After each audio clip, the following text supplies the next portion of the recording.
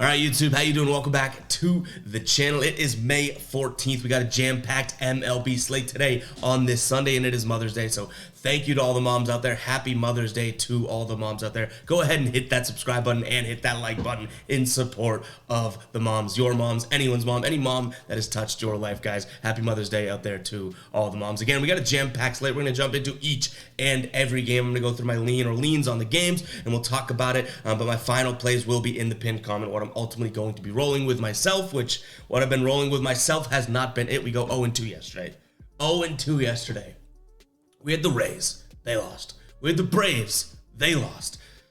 Tough 2 days in a row, but I don't think we can get any worse from here. So hopefully we do actually have a bounce back today, because yesterday, I had a bad day 2 days ago. And I was like, all right, I'm going to dribble the basketball and it's going to bounce back. Well, I dribbled the basketball and it was flat. And when you dribble a basketball and just lands on the ground, it doesn't bounce back? That's what we did yesterday. So hopefully we pumped up the basketball now and we can dribble it and it bounces back and we get back into the winning streak that we were in. So we're going to start it off with the Cleveland Guardians and Angels game. But before we do that, guys, I do want to talk to you guys about the Prize Picks free square going on right now. Now, I know this is a baseball video, but they have a free square for Joel Embiid in Game 7 today against the Celtics. You got to go take advantage of this. You've probably seen Prize Picks everywhere, but if you haven't signed up yet, if you have not checked out Prize Picks, you're seriously missing out on a very fun way to bet on games, guys. It's all player projections and whatnot over there. So make sure to go check that out, guys. I have a link for it in the description, as well as the pinned comment. They're going to match your first deposit 100%, and you can go ahead and throw something on this Embiid square, which all you have to do is pair it with one other, or you can pair it with a bunch other, but you can pair it with one other player, and if you win, you 3 times your money. It is well worth it. I love Prize Picks. You've probably seen a lot of creators talk about Prize Picks because it's actually really, really fun. So go fire over there on Prize Picks with that Joel Embiid. Will he score 1 point? If you answer yes to that question, then you should not be missing this opportunity. It's obviously valid until the game. So make sure to go get that quickly, guys. That link's in the description, as well as the pinned comment. Again, free square and 100% deposit match. It is a no-brainer. Let's go ahead and jump into game 1 here, and it's the Guardians taking on the Angels. Yesterday, Guardians won this one 8-6. On the mound for the Guardians today, his record is 1-1 with a 4.3 ERA. Sandoval on the mound for the Angels, 3-1 with a 3.41 ERA. Again, I've seen like a 50-50 response sort of like to my take in this with this take with the Angels. I do think that they're slightly overrated. Now, I think these odds are kind of fair. They're minus 106 on the money line of FanDuel. Cleveland's minus 109. That's kind of what I've been asking for instead of this like discrepancy of these two teams. I am going to lean Guardians again, winning that game yesterday, and they're home again, but I don't necessarily have anything bad to say about the Angels now, because they're not minus 125 on the money line, where I'm like, I don't think that they should be favors in that sense. Like, I didn't think Cleveland was going into yesterday as underdogs, yet they end up winning the game, right? So we were right about that. It was a lean. In fact, I wish I took a lot of my leans yesterday instead of my 2 final plays, but nonetheless, I'm going to lean towards Cleveland here on the money line, and then I'm also going to look at the over. Meteorologist Ev here is going to be 60 degrees, so not cold, not hot, but 16-mile-an-hour winds blowing directly to center field. I like the over in this spot, over 7.5. We've seen 2 games thus far between these two in the series on May 12th and May 13th that both went over this mark. They scored 9 runs as a unit and then 14 runs as a unit. So give me the over there as well. All right, we got the New York Yankees taking on the Tampa Bay Rays. This is one of our losses from yesterday, as Tampa Bay ends up losing that game, which, again, we got to bounce back. We got to be better. How are we taking the Rays 2 games in a row now as one of the better teams? Now, yes, one was against Garrett Cole, but 2 games in a row now they have dropped. Last time they lost 2 games in a row. They did end up winning 8-2 against the Yankees in Game 1 of this series. That is when they lost to Baltimore in the latter 2 games there. And I think I'm going to roll and run it back here. Maybe I'm crazy. Maybe I never touch the Rays again after this, but Eflin on the mound for them. He's 4-1 with a 2.9 ERA. I like him a lot more than Clark Schmidt, 1-3 with a 5.35 ERA. And you're getting at minus 120 on FanDuel on the money line. So let's go and do this, Rays. You're not this bad of a team. You're 30-11, and you've still lost 4 of your last 5 games. Like, what? That's how good they are, especially offensively, which is why I'm also going to be looking at the over here. I expect this to be a game like yesterday on the Tampa Bay side of things. 8 runs, which they've scored 8 runs in 2 of the games so far this series. I just got to keep that Yankees offense down, because they've started to heat up 6 runs and 9 runs in the last 2 games. So nonetheless, I do like the over. here, but I think that this is going to be a good spot for the Rays. I also don't hate, if we do want to look at it from the other perspective, I don't hate Yankees on the plus 1.5 run line. Some decent odds, minus 155. A lot of people would consider that a lot of juice, as would I, but they've covered that in 9 of their last 10. And we've already seen 2 of these games be very close, but I'm more or less leaning towards the Tampa Bay Rays here on the money line at a minus 120 odds over on FanDuel, and I like the over as well. That is even odds on DraftKings right now.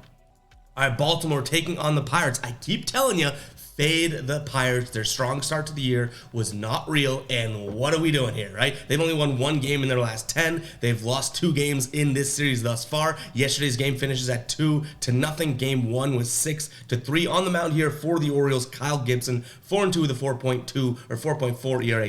Keller on the mound.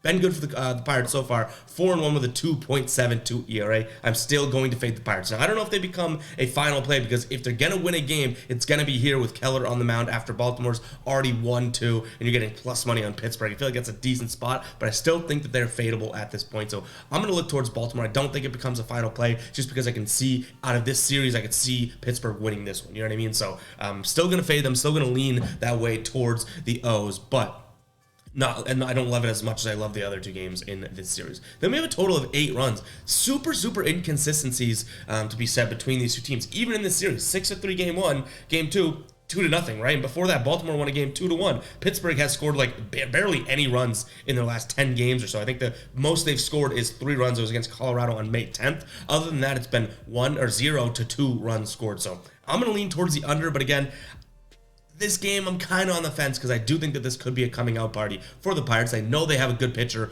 on the mound. And the last time Keller pitched, they did get the win. So that's worth saying. I think you might have gone the whole game, or at least 9 innings too. So definitely worth noting. All right, a team that let us down yesterday, we have the Atlanta Braves taking on the Blue Jays. Kikichi's on the mound for the Blue Jays. He's 5-0 with a 3.35 ERA. Now, I've said to you guys multiple times this year, I don't really believe in him. A lot of people are looking at him and betting the Jays when he is pitching.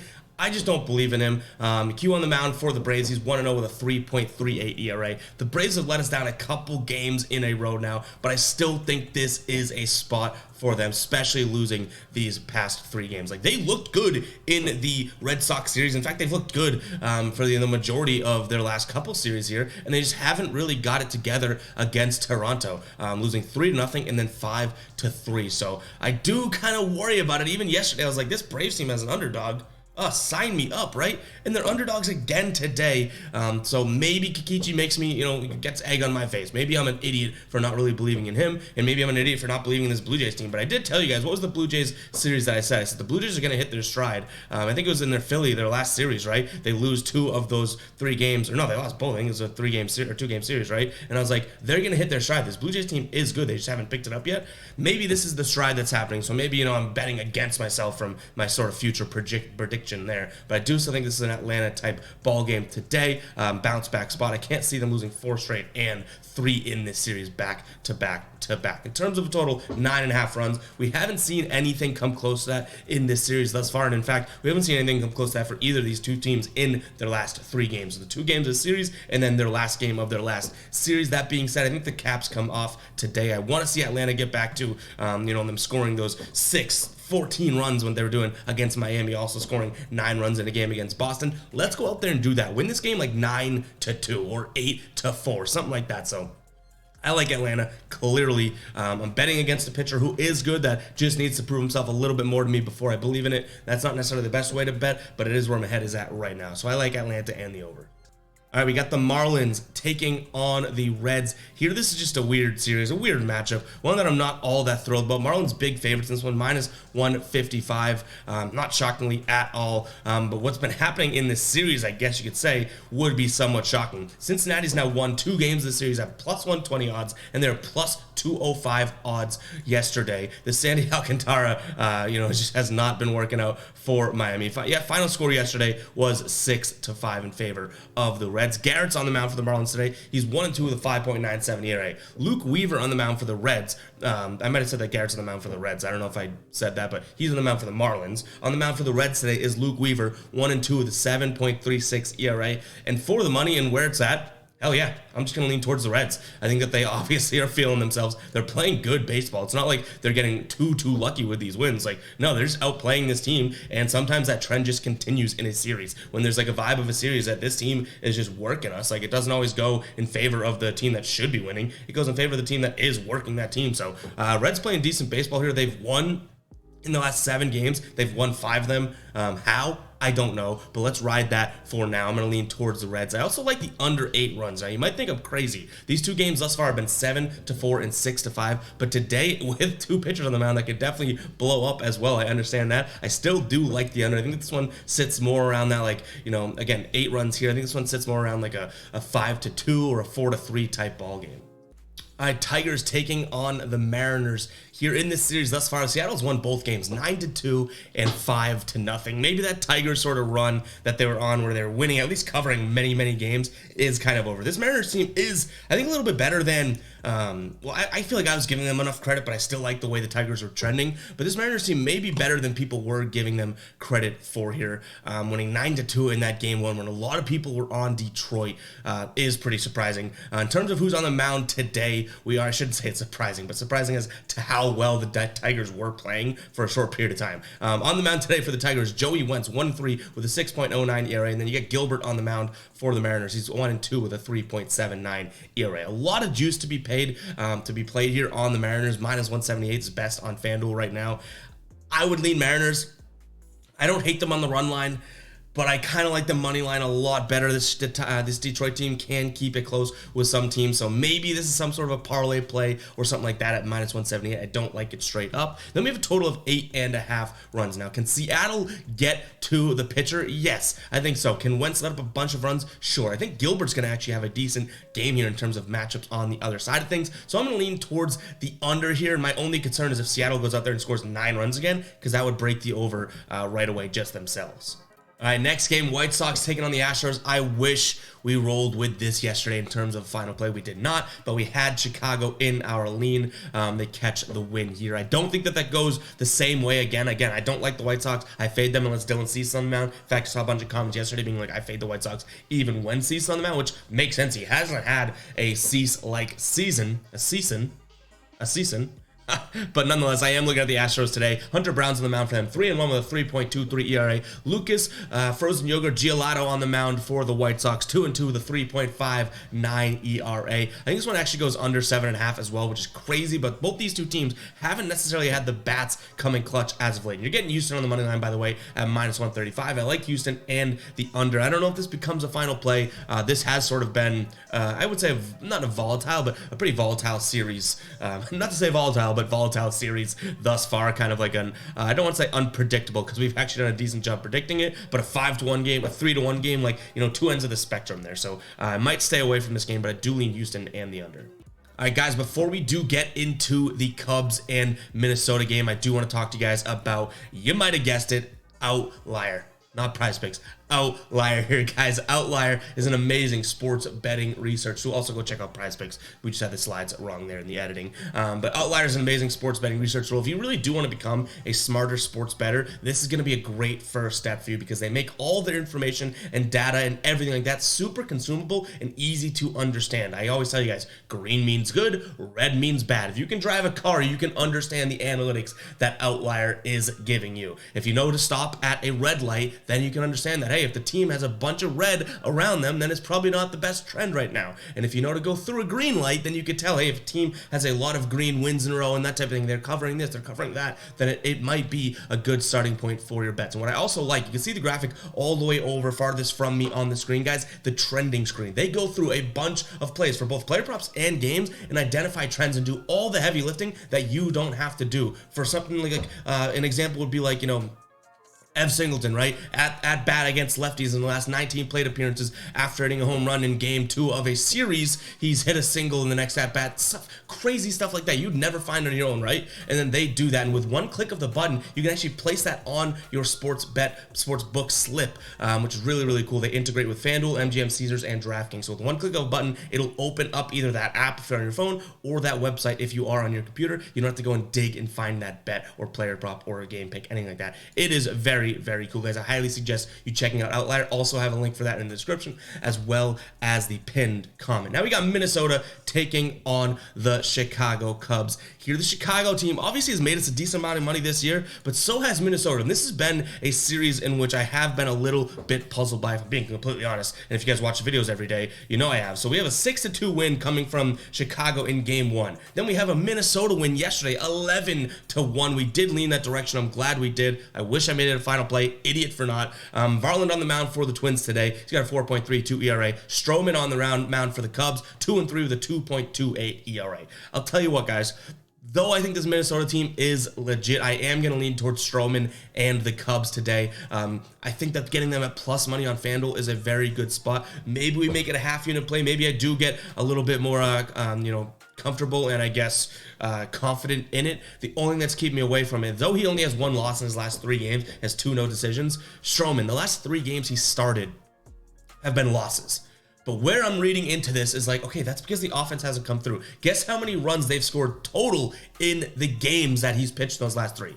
1 run, and 2 runs. He's held opponents down plenty with 2 earned runs, 1 earned run, and 2 earned runs. And he's pitching 6+ innings. The Cubs offense has to get it going for him because he's pitching really well against his opponents as of late. So I do like this spot for him today. I like the Cubs as an underdog. It hurts to go against the Twins, who have been a team that's made us plenty of money this year, but we got to see them get that offense going, and I am going to lean towards the Cubs. In terms of a total, aligned with what I just said, this Cubs offense has to step up and do something. We have a low total here at 7.5 runs. I am going to be taking the over. Moving on, we got Milwaukee taking on Kansas City. Quick one here, guys. Though it's a decent amount of juice at -160, I'm leaning Milwaukee. I don't really trust this Kansas City team unless they're playing a even worse or really, really bad team. So needless to say, we don't need to spend too much time on it. I skipped over it. I am going to lean Milwaukee. It's pretty much kind of stomach a -160 money line here. I don't know if that's the case. And I also like the under as well. We haven't seen this Kansas City team put up many runs whatsoever in the last 4 or 5 games or so. I do think they had a high-scoring game within there. So the last 4 games. And same thing with Milwaukee, but nonetheless, guys, again, quick one. I like Milwaukee here on the money line, and then in terms of a total, I'm gonna look at the under ever so slightly. Next up, we got the Rockies taking on the Phillies, and again, we're looking at an under that happened in game 2. It's funny. I know that that'll change over time. I really do think it will, but I love the fact that we're taking these unders when it comes to the Rockies when they're at home, because, these are set at 11.5, 12 runs, that type of thing. Today, it's down to 10.5. I know the graphic says 11, but it's actually moved down, but it is funny to me because it's like, still, you got to have a good offense to be able to put the ball into the altitude. You know what I mean? Like, the difference in altitude doesn't matter if you don't hit the ball. So there's plenty of reading to go on in that when it comes to these lines. Kyle Freeland's on the mound for the Rockies, as they are severe underdogs at +150 on the money line. He's 3-4 with a 3.57 ERA. Nola on the mound for the Phillies, 3-2 with a 4.44 ERA. This is kind of where it comes down to just sort of a process of elimination for me. The Phillies, yeah, they're the better team. Yes, they probably end up winning this game. But at -160 odds, I don't like that. Now, I liked the fact that they were -130 in game 1. In game 2, they were -140. I can live with that, right? -161 is not enough here. They have won 5 straight games. Boston, Toronto, 3 good teams or 3 good wins, and then they have Colorado, which they've won in sort of dominant fashion too. But nonetheless, I don't really love those odds. So by elimination, I am going to look at Colorado here, and I don't hate a team that's won 6 of their last 10 games at +140 at home today with a good pitcher on the mound. So I'm gonna lean, towards Colorado here, +140 over on DraftKings right now on the money line. We have a total of 10.5 runs. So now Vegas is getting a little smart, right? They're like, okay, so the games in this series have been 9 runs and 11 runs. We're going to split that right down the middle. I'm still going to lean towards the under because I'm calling the altitude's bluff. All right, Oakland taking on Texas, guys. Another quick one for me here. I am going to lean towards the Rangers. -145 ain't all that bad against this Athletics team when it comes to the odds. I know Oakland wins that game, won 9-6, and then Texas beats them yesterday 5-0 here. John Gray on the mound yesterday. On the mound today, they do have Heaney, who I don't think is as good as Gray, obviously, but JP Sears, you guys know I love to fade that dude. So the fact that we're getting -145 for Texas, I think is some good value there. I'm going to lean in that direction. And then in terms of a total of 9 runs, I do think this one actually ends up getting up and over. I think this could be like a 6-3 or 6-4 type game. So right on that line ever so slightly on the over. Dodgers heavy favorites, -170 on the money line here at home, taking on the Padres. It makes sense why they are heavy favorites. They have been winning. They've won 4 straight games, including these 2 games in the series. Final score was the exact same, 4-2 here, and this the over/under is still at 9.5. So my first glance at this one is going to be the under. Now, when it comes down to pitching, I get it, but both these 2 pitchers, though they might not have the crazy names, they do have the ERAs to show for it as of right here. So Weathers on the mound for San Diego in his last 3 starts, 2 earned runs, 1 earned run, and 2 earned runs. And then Gonsolin on the mound for Dodgers here. He has 0 earned runs in 2 of his last 3 starts, only 3 earned runs in his last one here. And in terms of the final score, obviously one of those, he only let up 3 runs, but they end up, I think, letting up 4 runs total on the game. But LA went off and scored 13 runs against Philly, so that wasn't over. But the other ones here, we have seen plenty of unders from these pitchers. So I'm gonna lean towards the under. If it wasn't such bad odds, -170, I'd be leaning Dodgers again. But now I'm gonna be looking at Dodgers -1.5, which can get a little carried away here because this Padres team is good and can step up at any given moment. But for +115 odds over in DraftKings right now, I'm going to ride the hot team, but I like the under more than I do anything else in this game. Diamondbacks taking on San Francisco. Fadat, whatever the guy's name is, Fadat is on the mound for the Diamondbacks. 0-1 with a 12.1 ERA. Obviously, he's only had 2 major league starts, and neither of which were all that great. So he has 1 no decision, 1 loss. I still do I believe in the kid. Apparently, he's highly touted. I didn't know enough about him coming up the ranks, obviously, but then when he made that start a couple weeks back, I think it was against Texas, if I'm not mistaken, was his first start. Everyone was talking about him. Logan Webb on the mound for the Giants, 3-5 with a 3.98 ERA.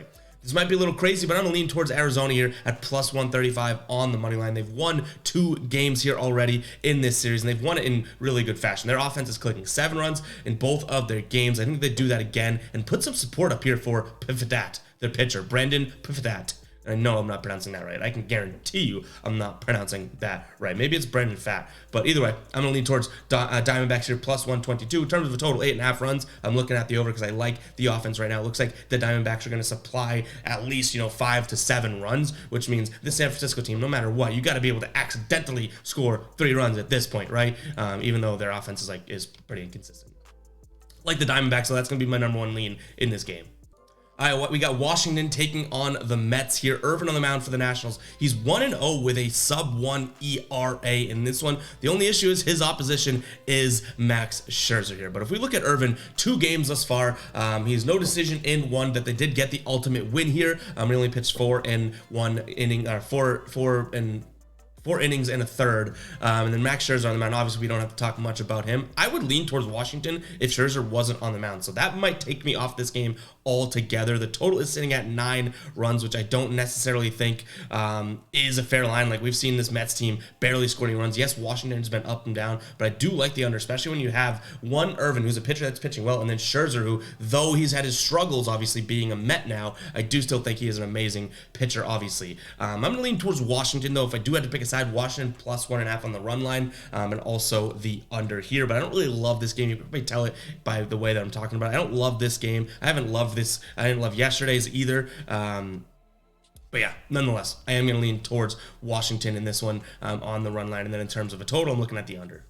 All right, my hometown team, the Boston Red Sox, take on the Cardinals. Corey Kluber, who he's 2-4 on the season, 6.29 ERA, is taking on this starting job for the Sox here. Cardinals have Miles Mikolas on the mound, 1-1 with a 5.4 ERA. In terms of Kluber's last few starts here, I would say he's getting better. Kluber has 2 wins on the year, right? Those 2 wins have come within his last 3 starts, and he went, I think it was 5-10 or 5 1/3 2 starts ago with 7 strikeouts in a win against Toronto, with they win 6-5. So they've won the last 3 times he started, even though he had a rocky start to the year. I'm going to lean towards the Red Sox here at plus money amount, +110 on sportsbooks right now. So I'm going to lean in that direction. I don't hate them on the run line, +1.5 either. And then in terms of a total 10 runs, I do still think you're silly if you're considering unders. You need at least, I would say, maybe 1 or 2 series worth of seeing this Red Sox offense really plummet before I do bet on that. So I'm not saying it's necessarily an over. It's just I haven't gotten myself to really entertain unders when this team is involved just as of late. Again, they've scored plenty of runs, and anytime, no matter where they're going, who they've come to town this season, they've kind of shown that they can score a lot of runs. So I'm going to lean towards the over. I don't love it all that much. I wish it was 9.5.